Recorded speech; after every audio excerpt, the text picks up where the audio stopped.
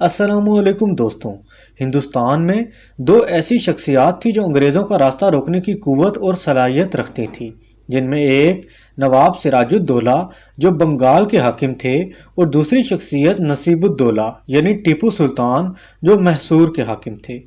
لیکن یہ دونوں سربلند شخصیات غداروں کی بدترین مقاصد کا شکار ہو گئی اور بالآخر ہندوستان انگریزوں کے قبضے میں چلا گیا۔ آج ہم ٹیپو سلطان کی ابتدائی اور سیاسی زندگی کی پہلوؤں پر روشنی ڈالیں گے اور آپ کو بتائیں گے کہ کیوں انگریز سرکار ٹیپو سلطان سے اتنا ڈرتی تھی۔ دوستوں، ٹیپو سلطان کا پورا نام سلطان فتح علی ٹیپو تھا۔ آپ کو شیر میسور اور نصیب الدولہ بھی کہا جاتا تھا۔ 1 دسمبر 1751 کو میسور کے بادشاہ حیدر علی کے گھر میں ایک بیٹے کی ولادت ہوئی جس کا نام فتح علی ٹیپو رکھا گیا۔ اس وقت کوئی بھی نہیں جانتا تھا کہ یہ بچہ بڑا ہو کر اپنے ملک و قوم کا مسیحا بن جائے گا اور انگریزوں کے لیے ایک ڈراؤنا خواب ثابت ہوگا۔ 1782 میں حیدر علی کی وفات کے بعد ٹیپو سلطان میسور کا بادشاہ بن گیا۔ میسور کی حکمرانی پھولوں کا بستر نہیں بلکہ کانٹوں کی سیج تھی۔ اس کی سب سے بڑی وجہ میسور ریاست کا مشکل جغرافیہ تھا۔ بھارتی صوبے کرناٹکا، تامل ناڈو اور کیرالہ کے بہت سے حصے ریاست میسور میں شامل تھے۔ اس ریاست کے 3 بڑے دشمن اس کو گھیرے ہوئے تھے، جس میں ایسٹ انڈیا کمپنی مشرقی حصوں سے ریاست کو گھیرے ہوئی تھی۔ مشرق میں انگریزوں کے ساتھ ساتھ حیدرآباد دکن کی ریاست تھی۔ بدقسمتی یہ ہے کہ یہ مسلمان ریاست بھی ٹیپو کے دشمنوں میں شامل تھی، جبکہ شمال کی طرف مرہٹے تھے جن کی سلطنت میسور کی سرحدوں سے لے کر دہلی تک پھیلی ہوئی تھی، جبکہ مغرب میں سمندر تھا۔ اس کے ساتھ ساتھ ایک اور بھی بہت بڑا مسئلہ تھا کہ یہ ہندوستان کی دولت مند ریاستوں میں سے ایک تھی۔ مصالحہ جات کی پیداوار اور کپڑے کی صنعت یہاں بہت تیزی سے پھل پھول رہی تھی۔ آج ہم بات کریں گے کہ ٹیپو سلطان نے اپنے دور حکومت میں کون کون سے مثالی کام کیے۔ سب سے پہلا کام جو ٹیپو سلطان نے اپنے دور حکومت میں کیا تھا وہ راکٹ انڈسٹری میں جدت تھی۔ 2 جنگی راکٹ جو ٹیپو سلطان کو ہرانے کے بعد انگریزوں نے وہاں سے چوری کیے، بعد میں فرانس کے خلاف جنگ میں استعمال کیے۔ اس وقت رائل آرٹلری میوزیم لندن میں موجود ہیں۔ یہ بھی کہا جاتا ہے کہ ان راکٹ سے برٹش نے اپنی راکٹ انڈسٹری کو بہت بہتر کیا۔ اس کے ساتھ ساتھ ٹیپو سلطان نے روڈز کا جال بچھایا اور میسور کی ریاست میں کوئنیج سسٹم کو متعارف کروایا۔ آپ کے دور حکومت میں میسور کے لوگ بہت خوشحال تھے اور باقی ہندوستانی ریاستوں کے مقابلے میں 5 گنا زیادہ پیسے کما رہے تھے۔ اب بات کرتے ہیں ٹیپو سلطان کی جنگی زندگی کے بارے میں۔ آپ کو اپنی پہلی جنگ اپنے باپ سے ورثے میں ملی تھی، یعنی انگریزوں سے جنگ جس میں ایسٹ انڈیا کمپنی نے میسور پر حملہ کر دیا تھا۔ یہ وہی جنگ تھی جس کے دوران ٹیپو سلطان کے والد حیدر علی کی وفات ہوئی تھی۔ ٹیپو کی جگہ کوئی اور ہوتا تو باپ کی موت، دشمنوں سے جنگ اس کے اعصاب شل کر دیتی اور یہ ریاست اسی وقت ختم ہو جاتی۔ لیکن ٹیپو نے تخت نشین ہوتے ہی ایک کے بعد ایک انگریزی لشکر کو دھول چٹائی۔ پھر اس نے بنگلور کے قلعے میں میسور انگریزی فوج کو ہتھیار ڈالنے پر مجبور کر دیا۔ برِ صغیر کی تاریخ میں ایسی ذلت آمیز شکست نہ اس سے پہلے کبھی ہوئی تھی اور نہ اس کے بعد۔ ایسے میں زخموں سے چور انگریزی فوج نے صلح کی درخواست کی۔ اگر ٹیپو سلطان یہ جنگ جاری رکھتا تو جنوبی ہندوستان میں انگریزوں کے ہیڈ کوارٹر مدارس پر بھی قابض ہو سکتا تھا۔ ایسی صورت میں کم از کم جنوبی ہندوستان سے انگریزی تسلط کا خاتمہ ہو جاتا، لیکن ٹیپو نے رحم دلی سے کام لیا اور صلح کر لی۔ 1784 میں اس نے انگریزوں سے جنگ بندی کا معاہدہ بھی کر لیا۔ اس فتح سے ٹیپو تو ہندوستان کے لوگوں کا ہیرو بن گیا، لیکن برطانیہ میں صف ماتم بچھ گئی۔ انگریزوں نے طے کر لیا کہ اگر ہندوستان پر قبضہ برقرار رکھنا ہے تو ٹیپو کو راستے سے ہٹانا ہوگا، اور اس کے لیے انہوں نے سازشوں کا جال بننا شروع کر دیا۔ اس کے بعد درباری سازشوں کا ایک ایسا سلسلہ شروع ہوا جس میں انگریزوں کی دال گلنے کا امکان پیدا ہو گیا۔ اب انہیں ٹیپو کے دربار سے غدار ملنے لگے اور اس غدار فیکٹری کا خریدار تھا ایسٹ انڈیا کمپنی کا آیا ہوا نیا گورنر جنرل۔ ہندوستان میں ایسٹ انڈیا کمپنی کے نئے گورنر جنرل کا نام تھا لارڈ کارنوالیس۔ یہ شخص بہت مکار تھا اور دشمن کو میدان جنگ میں ہرانے سے زیادہ اپنے گھر میں کمزور کرنے کا ہنر جانتا تھا۔ اس نے ٹیپو سلطان کی ریاست میں کئی جاسوس بھیجے، جن میں سے ایک کا نام سید امام تھا۔ یہ شخص ٹیپو کی دارالحکومت سرنگا پٹم پہنچا، جہاں اس نے ناراض اور لالچی درباریوں کو ایسٹ انڈیا کمپنی کی حمایت پر تیار کر لیا، لیکن یہ سازش بروقت پکڑی گئی۔ ٹیپو سلطان نے اس کا سخت نوٹس لیا، غداروں اور سید امام کو سزائے موت دی گئی، لیکن اس سے غدار فیکٹری سے غداروں کی پروڈکشن کم نہیں ہوئی بلکہ ان کی تعداد بڑھنے لگی۔ ٹیپو کے درباریوں کو خریدنے کے باوجود لارڈ کارنوالیس تنہا ٹیپو کے مقابلے میں آنے سے ڈرتا تھا۔ اس نے نظام حیدرآباد اور مرہٹوں کو ساتھ ملا لیا۔ کارنوالیس نے صلح کا معاہدہ توڑ دیا اور میسور پر چڑھائی کر دی۔ پہلے اس نے میسور کے اہم شہر بنگلور پر قبضہ کر لیا۔ ٹیپو سلطان نے جوابی حملہ کرتے ہوئے اسے بنگلور میں گھیر لیا، لیکن جب ٹیپو سلطان فیصلہ کن حملہ کرنے والا تھا تو اس کی فوج میں موجود غداروں نے حملے کی تفصیلات لارڈ کارنوالیس تک پہنچا دی، جس کی بدولت وہ بچ کر نکلنے میں کامیاب ہو گیا۔ یہ وہ موقع تھا جب ٹیپو سلطان نے اپنی زندگی کی سب سے بڑی غلطی کی۔ غلطی یہ کہ اس نے بھاگتی ہوئی اور شکست خوردہ انگریز فوج کا پیچھا کر کے اسے تباہ کرنے کے بجائے اسے نکل جانے کا موقع دیا۔ اس غلطی کا خمیازہ پہلے میسور اور پھر سارے برِ صغیر کو غلامی کی صورت میں بھگتنا پڑا۔ کارنوالیس بچ کر نکل گیا اور جلد ہی مرہٹوں اور نظام سے جا ملا۔ پھر یہ تینوں اتحادی انگریز، مرہٹے اور نظام خوب تیاری کے ساتھ دوبارہ سرنگا پٹم پر ٹوٹ پڑے۔ انہوں نے سرنگا پٹم کا محاصرہ کر لیا۔ اب ٹیپو کو احساس ہوا کہ وہ کارنوالیس کو بھاگنے کا موقع دے کر ایک ناقابل تلافی غلطی کر چکا ہے، لیکن اب پچھتانے کا کوئی فائدہ نہیں تھا، کیونکہ محاصرہ ہر گزرتے دن کے ساتھ سخت ہو رہا تھا۔ ایسے میں ٹیپو نے ہار مان لی اور صلح کی درخواست کی۔ لارڈ کارنوالیس نے ٹیپو سے صلح کے بدلے میں آدھی سلطنت اور 8 کروڑ روپے تاوان جنگ وصول کیا۔ یوں اپنوں کی غداری اور جنگی غلطیوں کی بدولت ٹیپو سلطان کی طاقت پر ایسی کاری ضرب لگی کہ وہ اس کے بعد کبھی سنبھل نہ سکا۔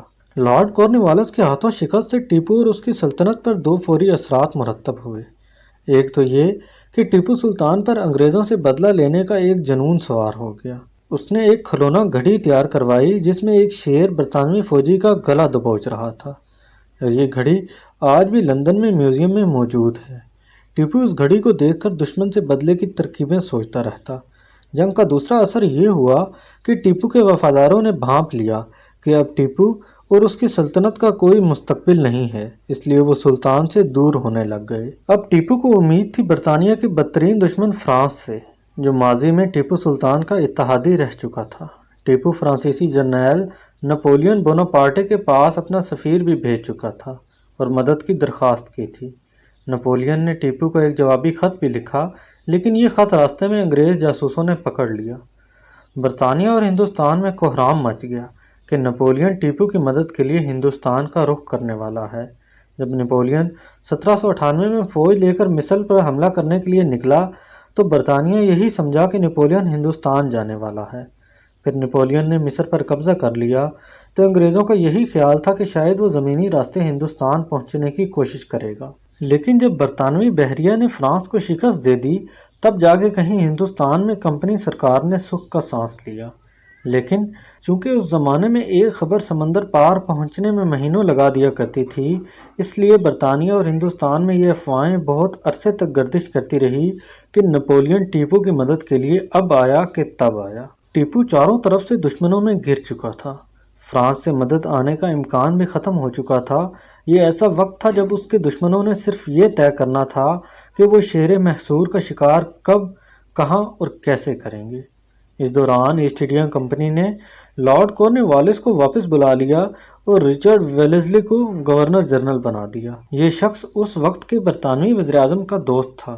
دونوں دوست چاہتے تھے کہ ہندوستان پر مکمل قبضہ کیا جائے، اور ان کی نظر میں ٹیپو سلطان ہی سب سے بڑی رکاوٹ تھی۔ انگریزوں کے ذہن پر مسلسل یہ خوف سوار تھا کہ اگر کہیں فرانس ٹیپو کی مدد کو پہنچ گیا تو ہندوستان ان کے ہاتھ سے نکل جائے گا، اور یہ خوف بیجا بھی نہیں تھا، کیونکہ ٹیپو کے خلاف آخری جنگ سے صرف 18 سال پہلے فرانس نے برطانیہ کی ایک اور کالونی امریکہ میں ایسی ہی مداخلت کی تھی۔ اس میں امریکی جنگ آزادی کے ہیرو جارج واشنگٹن کی مدد کی تھی، جس کی وجہ سے برطانیہ کو شکست ہوئی تھی اور امریکہ آزاد ہو گیا تھا۔ برطانیہ فرانس کو پھر مداخلت کی اجازت دے کر ہندوستان میں ٹیپو کی شکل میں ایک نیا جارج واشنگٹن افورڈ نہیں کر سکتا تھا۔ چنانچہ لارڈ ویلزلی ٹیپو کے خلاف جنگ کا ذہن بنا کر ہندوستان پہنچا۔ اس نے آتے ہی جنگ کی تیاریاں شروع کر دی۔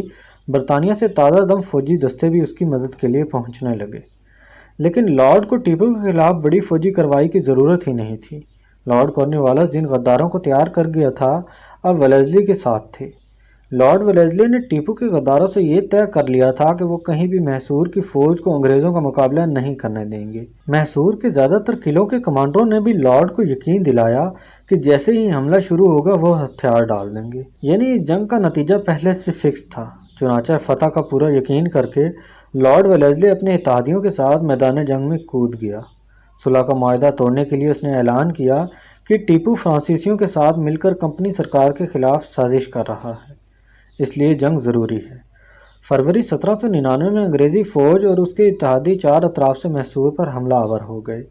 ٹیپو نے حملہ آور انگریزوں کے مقابلے میں لشکر روانہ کیے، لیکن کمانڈروں نے دشمن پر حملے کا ہر موقع ضائع کر دیا۔ اپنے کمانڈروں کا یہ انداز دیکھ کر محصور کے سپاہی سوال کرتے کہ جب دشمن زد میں ہے تو حملہ کیوں نہیں کیا جا رہا، لیکن انہیں یہ جواب دے کر چپ کرا دیا جاتا کہ یہ سلطان ہی کی حکمت عملی ہے۔ لیکن حقیقت میں غداروں نے شیر محصور کے ہاتھ پاؤں باندھ کر اسے دشمن کے سامنے پھینکنے کا منصوبہ بنا لیا تھا، لیکن اب شیر محصور بھی ہار ماننے کو تیار نہیں تھا۔ ایک موقع پر جب وہ خود فوج لے کر باہر نکلا، اس نے انگریز جنرل ہیرس کے چھکے چھڑا دیے۔ لارڈ ویلزلی نے بھی اپنی ایک رپورٹ میں ٹیپو کے ماہر جرنیل ہونے کا اعتراف کیا ہے، لیکن ٹیپو کے غدار افسر یہاں بھی انگریزوں کی مدد کر رہے تھے۔ وہ جان بوجھ کر ٹیپو کے فوجی دستوں کو دشمن کی توپوں کے زد میں لے کر آتے تھے۔ اس طرح ٹیپو کو بہت نقصان اٹھانا پڑا اور اس نے پیچھے ہٹ کر سرنگا پٹم میں دفاعی پوزیشن لے لی۔ اپریل 1799 یعنی حملہ شروع ہونے کے صرف 2 ماہ بعد ہی انگریزوں نے سرنگا پٹم کا محاصرہ کر لیا۔ ایسے میں غداروں نے دشمن کو بتا دیا کہ شہر کی حفاظتی دیوار کا کون سا حصہ کمزور ہے۔ انگریزوں نے اس دیوار کو نشانہ بنایا اور وہاں ایک بڑا شگاف بن گیا۔ 3 مئی 1799 کی رات سلطان کے وزیر میر صادق نے محل سے باہر آ کر انگریزوں سے خفیہ ملاقات کی۔ طے یہ پایا کہ اگلے روز دوپہر تک انگریز اس شگاف پر دھاوا بول دیں گے، جبکہ میر صادق وہاں موجود فوج کو پہلے ہی ہٹا چکا ہوگا۔ میر صادق واپس چلا گیا اور پھر 4 مئی کا سورج طلوع ہوا۔ نجومیوں نے سلطان ٹیپو سے کہا کہ آج کا دن آپ کے لیے انتہائی منحوس اور بدشگن ہے، آپ فوج کے ساتھ رہیں اور خیرات کریں۔ لیکن جب دوپہر کو سلطان کھانا کھانے بیٹھا تو اسے پتہ چلا کہ اس کے توپ خانے کے کمانڈر سید غفار شہید ہو گیا ہے۔ یہ سنتے ہی ٹیپو سلطان فوج کی پوزیشن کا جائزہ لینے کے لیے قلعے سے باہر نکل آیا۔ سلطان قلعے سے باہر نکلا تو غداروں نے قلعے کے دروازوں کو بند کر دیا تاکہ ٹیپو پھر واپس قلعے میں نہ آ سکے۔ کہا جاتا ہے کہ سید غفار کی شہادت بھی ایک سازش کے تحت ہوئی تھی تاکہ یہ خبر سن کر سلطان جوش میں قلعے سے باہر نکلیں۔ یوں یہ ساری کارروائی بھی ایک بہت بڑا ڈرامہ تھی۔ بہرحال وجہ کچھ بھی ہو، سلطان اب قلعے سے باہر آ چکا تھا۔ دوسری طرف میر صادق اور پورنیا نے فوج کو تنخواہ کے بہانے دیوار کے شگاف سے پیچھے ہٹا لیا تھا۔ اب میدان خالی تھا، انگریز فوج اسی شگاف سے اندر داخل ہونے لگی۔ سلطان نے قلعے میں داخل ہونے کی کوشش کی تاکہ اپنی فوج کو دوبارہ جمع کر سکے، لیکن افسوس قلعے کے محافظوں نے مالک کو ہی اندر آنے سے روک دیا۔ اس موقع پر سلطان نے انگریزوں سے آخری بار 2 ہاتھ کرنے کا فیصلہ کیا۔ سلطان کے ساتھ مٹھی بھر سپاہی تھے۔ اس نے خدمت کار سے بندوق لے کر انگریزوں پر فائرنگ شروع کر دی۔ اس کے مٹھی بھر ساتھی بھی جان توڑ کر لڑے، لیکن جلد ہی یہ آخری وفادار ایک ایک کر کے گرنے لگے۔ خود سلطان کو گولیاں لگی اور وہ زخمی ہو گیا۔ ایک ملازم نے کہا کہ حضور انگریزوں کو بتا دیتے ہیں کہ آپ کون ہیں تو وہ آپ کا احترام کریں گے، لیکن تب ٹیپو سلطان نے وہ الفاظ کہے جو تاریخ میں امر ہو گئے۔ اس نے کہا کہ شیر کی 1 دن کی زندگی گیدڑ کی 100 سالہ زندگی سے بہتر ہوتی ہے۔ شیر محصور تب تک لڑتا رہا جب تک بے بس ہو کر گر نہیں گیا۔ انگریز اس وقت تک نہیں جانتے تھے کہ قلعے کے دروازے کے باہر لڑنے والا یہ شخص ٹیپو سلطان ہے۔ سلطان جب گرا تو ایک لالچی انگریز اس کی کمر سے بندھی ہیروں کی پٹی اتارنے کے لیے آگے بڑھا، لیکن سلطان ابھی زندہ تھا۔ اس نے تلوار کے وار سے انگریز سپاہی کی ٹانگ اڑا دی۔ انگریز نے پلٹ کر گولی چلائی جو ٹیپو سلطان کے سر میں لگی۔ یوں سلطان شہید ہو گئے، لیکن تب تک قلعے میں یہ خبر پھیل چکی تھی کہ میر صادق اور پورنیا نے فوج کو دھوکے سے شگاف سے ہٹایا تھا۔ اس خبر کے پھیلنے پر سپاہی مشتعل ہو گئے انہوں نے گولی مار کر میر صادق کو ہلاک کر دیا، لیکن تب تک بہت دیر ہو چکی تھی۔ انگریزی فوج شہر پر قابض ہو چکی تھی اور محصور کے سلطان کی لاش قلعے کے دروازے پر پڑی تھی۔ ٹیپو سلطان کو انگریزوں نے پورے فوجی اعزاز کے ساتھ ہی سرنگا پٹم میں دفن کیا۔ شہادت کے وقت ٹیپو سلطان کی عمر 49 برس تھی، اس لیے اسے 49 توپوں کی سلامی بھی دی گئی۔ ٹیپو کی شہادت کے 59 برس بعد سارے ہندوستان پر برطانوی پرچم لہرا رہا تھا۔ یوں اس انگریز افسر کی بات سچ ہو گئی جس نے ٹیپو سلطان کی لاش دیکھ کر کہا تھا، اب ہندوستان ہمارا ہے۔ انگریزوں نے ٹیپو کے خاندان کو کولکتہ بھیج دیا۔ ٹیپو کی اولادیں اسی شہر میں 200 برس تک محنت مزدوری کرتی رہی۔ 2009 میں بھارتی حکومت کو یہ خیال آ ہی گیا کہ ان کا شاہی سٹیٹس بحال کر کے انہیں ٹیپو کی جائیداد لوٹائی جائے۔ آج ٹیپو سلطان کے مزار پر ہندو اور مسلمان سبھی حاضری دیتے ہیں۔ سرنگا پٹم بھارتی ریاست کرناٹکا میں شامل ہے اور ریاست میں ٹیپو سلطان کا یوم پیدائش سرکاری سطح پر منایا جاتا ہے۔ اگرچہ بی جے پی اور سخت موقف رکھنے والی تنظیمیں اس کی مخالفت کرتی رہتی ہیں، ٹیپو کی سالگرہ منانے کے خلاف تو مظاہرے بھی ہو چکے ہیں، تاہم یہ حقیقت اپنی جگہ ہے کہ ٹیپو سلطان آج بھی برِ صغیر کا عظیم ہیرو مانا جاتا ہے۔ امید کرتا ہوں یہ ویڈیو آپ کو اچھی لگی ہوگی۔ مزید ایسی انفارمیٹیو ویڈیوز کے لیے میرا چینل معلومات سبسکرائب کریں۔ ملتے ہیں اگلی ویڈیو میں، تب تک کے لیے اللہ حافظ۔